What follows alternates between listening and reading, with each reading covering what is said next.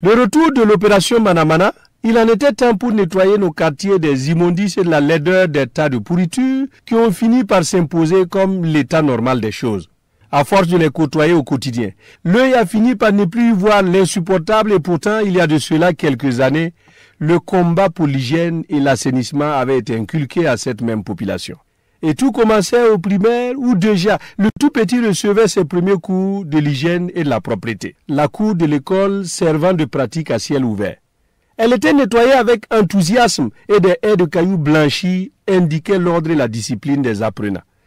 En dehors des franchises scolaires, la propreté des quartiers était un autre combat.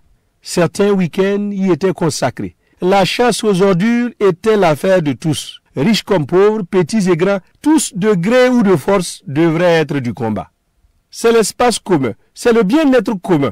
Et la mobilisation de tous présentée comme un devoir exigeait de chaque habitant un peu de son temps, de son confort pour saisir l'un à côté de l'autre, la pelle ou le râteau pour donner une beauté à son environnement de vie.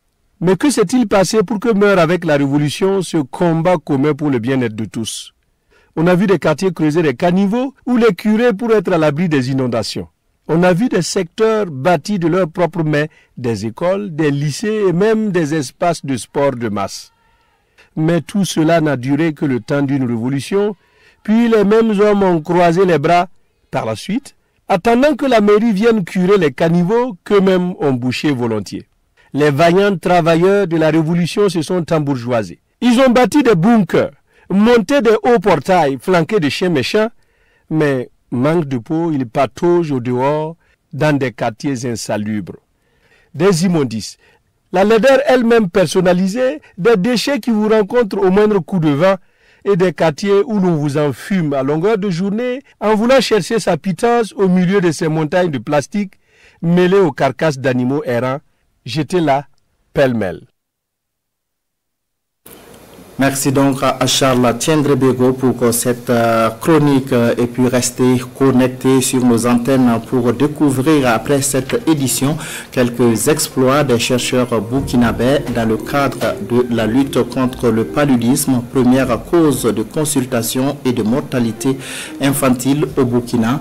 Ces trouvailles vous seront présentées par le canal d'une nouvelle émission de la RTB intitulée Au cœur de la recherche, produit une fois tous les 2 mois.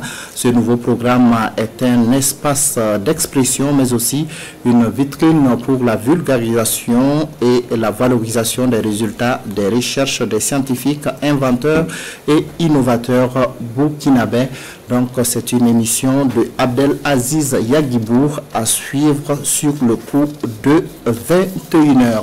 C'est la fin donc de cette édition. Toutes les équipes techniques et rédactionnelles de cette semaine se joignent à moi pour vous dire merci de votre fidélité.